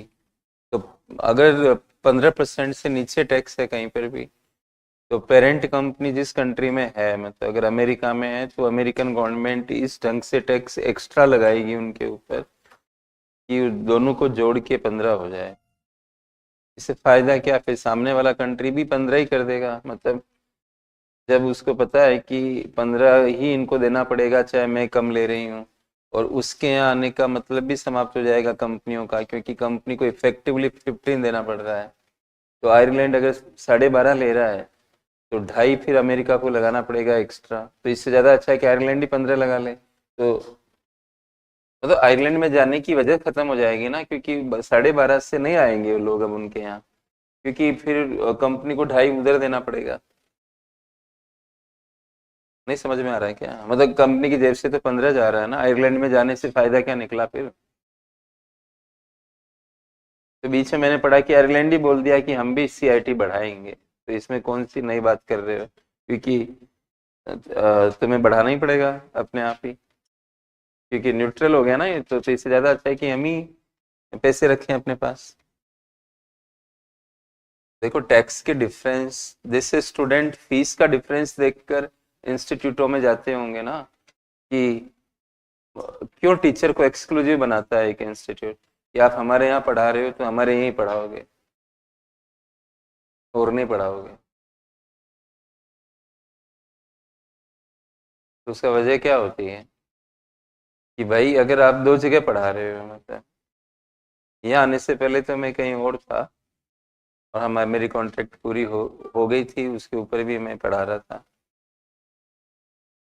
तो खाली बस ऑनलाइन के लिए ही सर से जुड़ना चाह रहे थे, तो उनको दिक्कत हो रही थी इस बात में कि भाई आप तो ऐसा वैसा करके कि बस कम फीस है, फिर हमारे यहाँ कौन पढ़ेगा ये वो।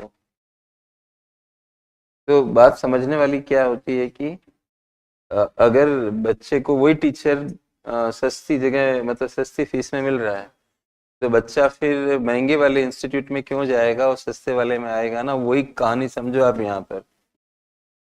डिजिटल सर्विस कहीं भी रह के सागर किनारे, मतलब टापू पे जाके दे दो, नेटवर्क आना चाहिए। इससे फर्क क्या पड़ रहा है? ऑफिस बनाओ कहीं और, सर्विस दो कहीं और से। तो राष्ट्रों के बीच में जैसे कोई कोचिंगों में यहाँ यूनियन बना हुआ है क्या, जो भाई आप सभी लोग एक ही फीस रखेंगे? तब तो बच्चे के लिए मतलब फीस तो कारण नहीं बनेगा, फिर फैकल्टी कारण बन सकता है कि भाई टीचर अच्छा कहाँ पर है। अब यहाँ है तो यहाँ पर टीचर भी अच्छे हैं और फीस भी कम है। जहाँ तक मैं जानता हूँ कि भाई यहाँ के जो टीचर्स हैं वो बहुत ही मतलब क्वालिटी के मामले में तो बहुत कुछ अपग्रेडेड हैं, और फीस कम है। जो भी है, मेरे को ऐसे इन चीज़ों से लेना देना नहीं। मैं तो एक बात समझाने के लिए आपको कि अगर सेम टीचर हो और डिफरेंसेज हो, तो फिर एक टीचर दो जगह काम नहीं कर पाएगा, क्योंकि उसका कारण साफ है कि जो इंस्टीट्यूट ज्यादा फीस ले रहा है वो कहेगा भाई हम किस आधार पे ज्यादा ले पाएंगे, अगर टीचर तो यही वाला सस्ती जगह भी पढ़ा रहा है। ये चक्कर पड़ जाता है ना, फिर नियम समान होने चाहिए। फिर इस तरह की बात मैं समझाना चाह रहा हूँ। वर्ल्ड के अंदर जो कंट्रीज हैं, इनके बीच में ग्लोबली मतलब एक एकजुटता होनी चाहिए कि हम टैक्स सब जगह समान रखेंगे। लेकिन जैसे आप समाज का हिस्सा बनते हो तो आपकी निजता चली जाती है, प्राइवेट ऑटोनॉमी चली जाती है। फिर आप देश की आवश्यकताओं के अनुसार टैक्स रेट बदलना हो तो नहीं बदल पाओगे, क्योंकि आप उसके ग्रुप का हिस्सा हो गए हो। तो जो भी है, अभी बहुत ताना, मतलब अमेरिका तो इससे बैकआउट हो गया है, तो आपने पढ़ा ही होगा। तो मैं इसके नीचे नोट्स में लिखाऊंगा अभी। अभी तो ये सबसे पहले लागू होने की बात है। कुछ राष्ट्र लागू कर चुके हैं। 23 में वो ग्लोब नाम के, जो मैंने पिलर सेकंड लिखा है ना अभी थोड़ी देर पहले, ग्लोब में पिलर सेकंड, उसके नियम 23 में आ गए थे और 24 से इम्प्लीमेंटेशन टाइम है इसका। तो कुछ राष्ट्र कर चुके हैं, कुछ नहीं किए। इसी दौरान अभी ये ट्रम्प महोदय ने कहा कि मेरे को इससे कोई लेना देना नहीं है, जीएमटी से, ये बाहर हो गए उससे। अब पूरा का पूरा सिस्टम ही खतरे में चला गया, इसका क्या होगा आगे कहना बहुत मुश्किल है मतलब। तो ये पिलर 2 फर्स्ट इम्प्लीमेंट होगा। सीआईटी कम है तो पेरेंट कंपनी का जो राष्ट्र है वो बराबर करेगा उतना लाके, ताकि 15% मिनिमम टैक्स, जीएमटी का मतलब क्या है, ग्लोबल मिनिमम टैक्स, 15% का मिनिमम टैक्स हर कंपनी दे, मतलब ये प्रोविजन है। इसके नीचे आप एक नोट लगाइए।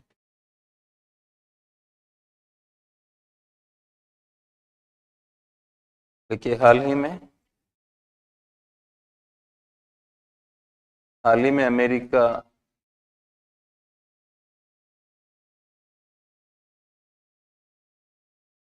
अमेरिका जीएमटी से बाहर निकल गया है, जीएमटी से बाहर निकल गया है।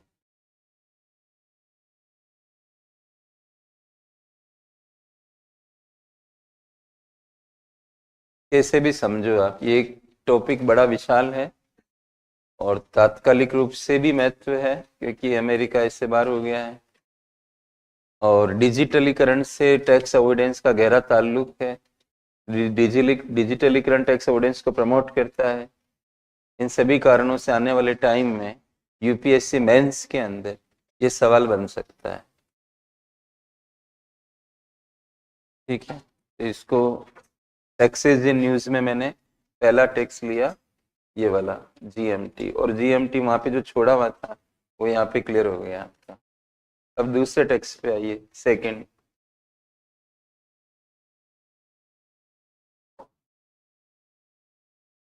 डीएसटी, ये डिजिटल सर्विसेज टैक्स।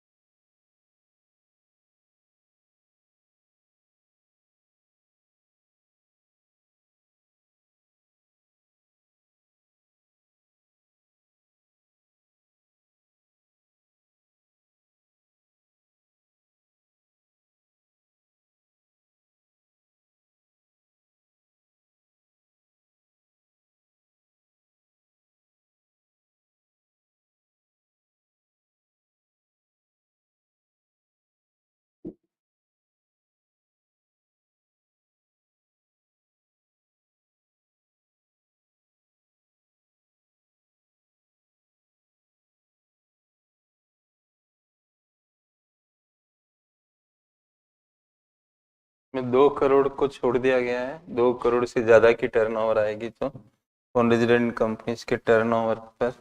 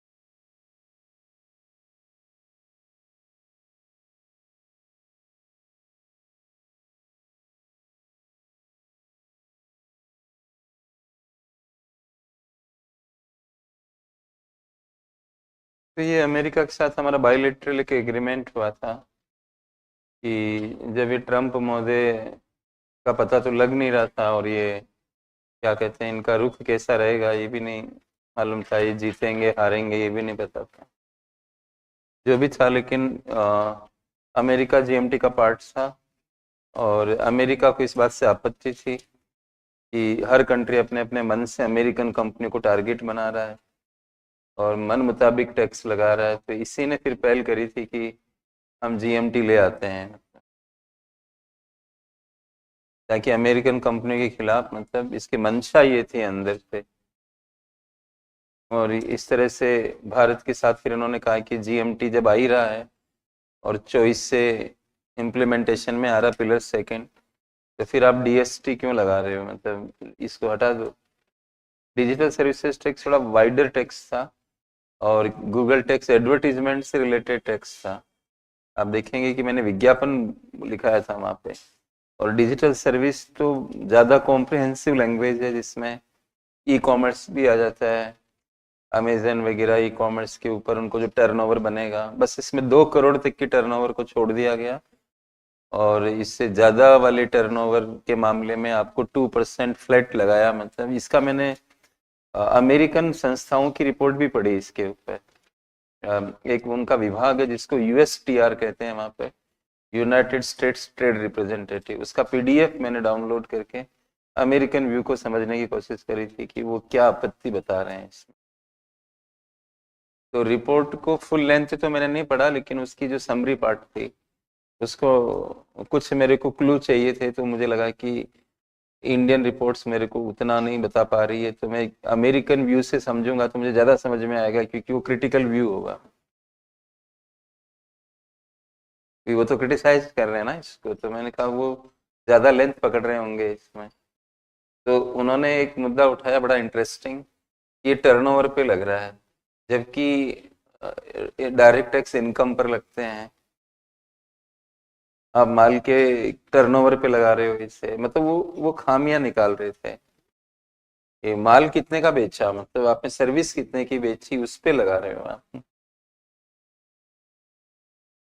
अब फ्लैट 2% अलग से, अब ये क्या करते हैं, मैंने कई बार देखा, मेरे घर में भी अमेजन वगैरह से सामान आता है, नीचे लिख देते हैं टैक्सेज अमेरिका। मैंने कहा ये किस तरह की बिलिंग है, टैक्सेज का मतलब क्या है यहाँ पे। ये टैक्स का नाम तो है ही नहीं, टैक्सेस करके बस खाली आगे लिख रखा है। ऐसी ऐसी नॉन ट्रांसपेरेंसी है इंडिया में। Enforcement is a big task, मतलब आप प्रैक्टिकल चलोगे तो बातें समझ में आएगी कि लॉ क्या होता है, लॉ की अवहेलना क्या होती है, लॉ की एनफोर्समेंट कैसे होती है, नॉन ट्रांसपेरेंसी कैसे होती है, कब एक आदमी पकड़ में नहीं आता है, कब तक पकड़ में नहीं आएगा। कितने लोग भारत के अंदर बिल को पढ़ते होंगे, हमने ऑर्डर किया फलाना किया, ये इसमें कुछ समझ ही नहीं आता है, अपना कर दिया पेमेंट, अरे बिल को देखो तो सही नीचे क्या लिखा हुआ है। टैक्सेस कौन से टैक्सेस, ये जबरदस्ती का तो देना आपको है, डाल दे रहे हो आप जनता के ऊपर। समझ ही नहीं आ पा रहा, वो केस चलते हैं 5-10 साल, केस को निपटने में लग जाते हैं, तब तक कंपनी अपनी मनमानी करती रहती है। क्या होता है, लोग हमारे भारत में तो कानून को जेब में डाल के चलते हैं, कहते हैं क्या जमानत मिल गई, अब चलता रहेगा केस। जैसे 20 साल तक तो एविडेंस ही होते रहते हैं, तो आप क्या उसमें, ये जो आदमी को वो कर देता है, परवाह बेपरवाह बना देता है। एनी हाउ, तो फिर हमने बजट में बोल दिया ये 24-25 की, एक तो इंटरिम बजट आई थी, एक जुलाई वाली बजट आई थी, ध्यान है ना आपको, उसमें बोला था जुलाई वाले के अंदर कि ये टैक्स जो है हम समाप्त करने की घोषणा कर रहे हैं, 1 अप्रैल 2025 से नहीं देना पड़ेगा, लेकिन अनाउंसमेंट उन्होंने किया 24-25 के बजट में। तो मैंने यहाँ पे लिखा बजट 2024-25 में से हटाने का प्रस्ताव किया गया। प्रस्ताव जो है वही बात होगी, प्रस्ताव किया गया, बता दिया प्रस्ताव किया गया, हटेगा तो हट जाएगा, जब हटेगा तब प्रस्ताव तो गया, वही उतना ही हमारा काम है। हम जाके फिर अगले साल एक वो होती है, क्लिक होता है मिनिस्ट्री ऑफ फाइनेंस के वेबसाइट में, इम्प्लीमेंटेशन ऑफ द बजट, जो पिछला बजट था उसका इम्प्लीमेंटेशन कहाँ तक हुआ, अब नहीं हुआ तो ये भी हो सकता है कि कोई घोषणा थी उसकी वो इम्प्लीमेंट नहीं हुई, तो मैं कैसे बोल दूं आपको? मैं तो उतना बोल रहा हूँ जो मैंने पढ़ा है कि प्रस्ताव किया गया तो प्रस्ताव लिखा दिया। आप भी ऐसे छुट्टी पा सकते हो, प्रस्ताव किया गया। अब वो जाने और गवर्नमेंट जाने, और हमें क्या लेना देना। हमें प्रपोजल, बजट एक प्रपोजल ही होता है, वो बता दिया है। तो टैक्सेज इन न्यूज में दूसरा टैक्स खत्म हो गया, डीएसटी। अब आइए तीसरे पे,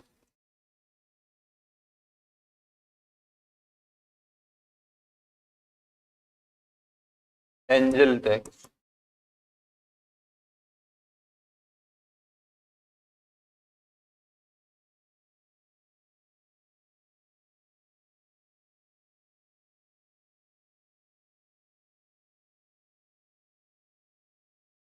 लिखिए 2024-25 के बजट में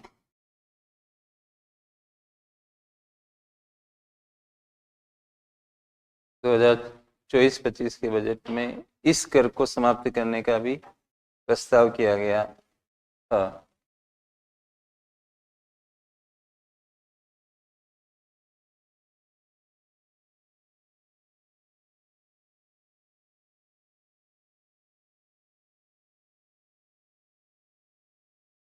पैराग्राफ चेंज करिए, यह कर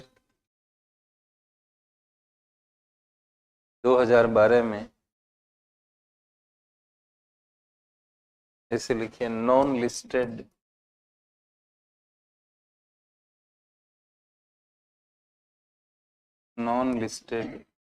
स्टार्टअप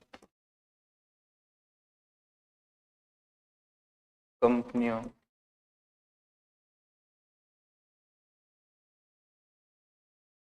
नॉन लिस्टेड स्टार्टअप कंपनियों के मामले में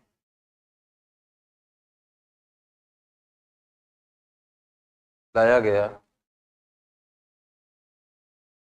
कोमा लगाना है लास्ट में, लाया गया कोमा, यदि उनके द्वारा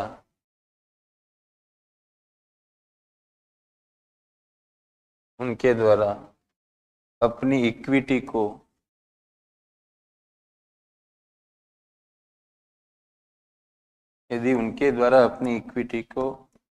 एफएमवी शेयर मार्केट वैल्यू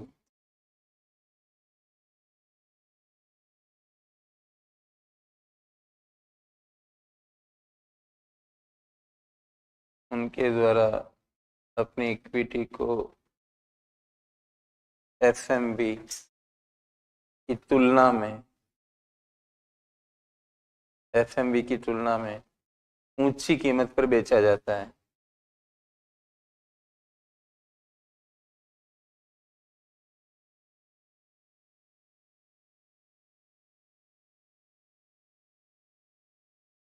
पूर्ण विराम लगा दें। और सवाल कैसे बनते हैं ये भी समझ लें।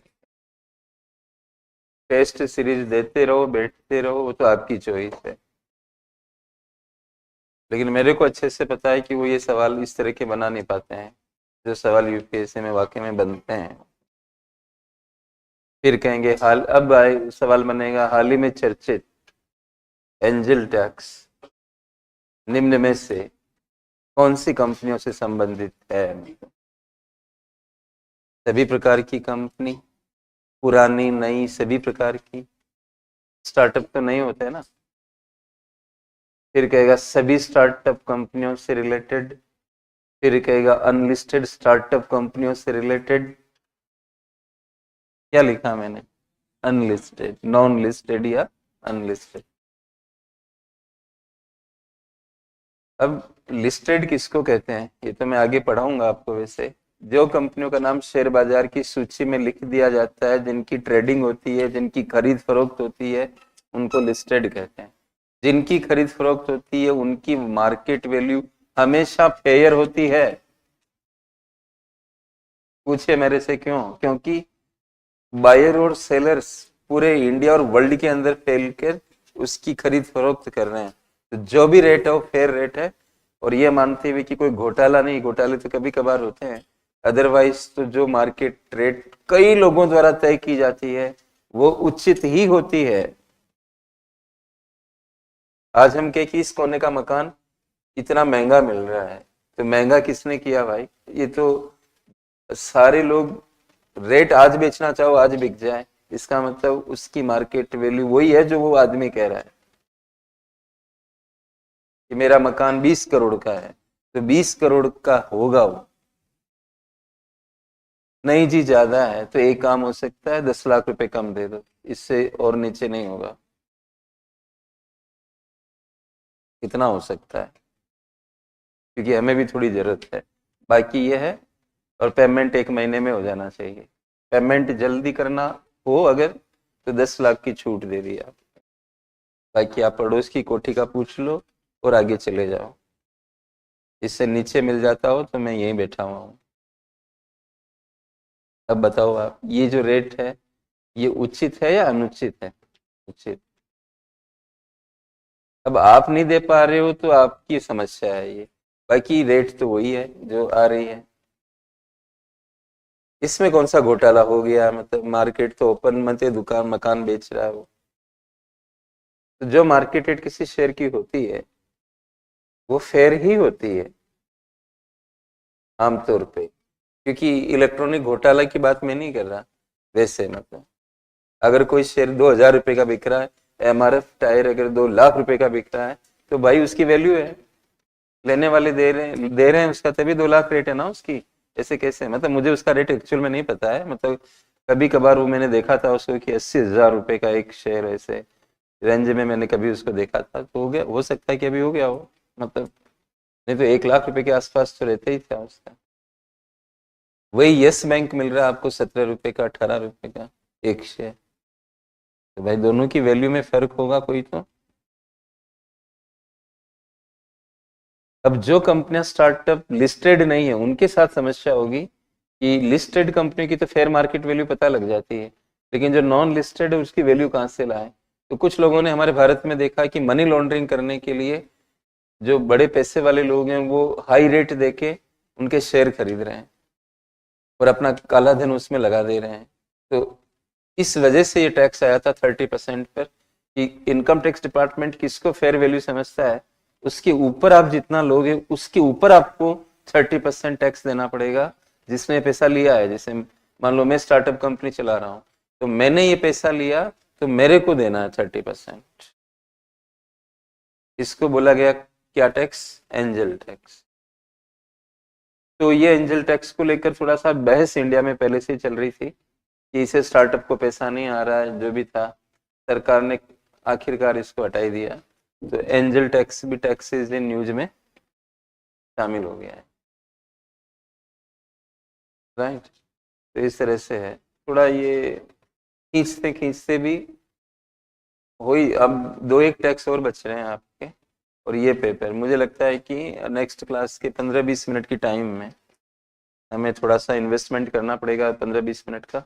फिर ये टॉपिक खत्म होके मैं मनी एंड बैंकिंग में चला जाऊंगा। हालांकि मेरे नियोजन में ये था कि मैं आज खत्म कर दूंगा, लेकिन ये इनको समझाना पड़ जा रहा है इस तरह से। आप एक कष्ट उठाना, ये नोट्स जो आज ये एक भी बच्चा ऐसा नहीं होना चाहिए जो इसको लेके ना आए, नहीं तो ये पढ़ाना मेरे लिए मुश्किल हो जाएगा। ठीक है, तो ऑनलाइन ऑफलाइन सभी इस नोट्स को ध्यान में रखकर काम करेंगे। ठीक, थैंक यू।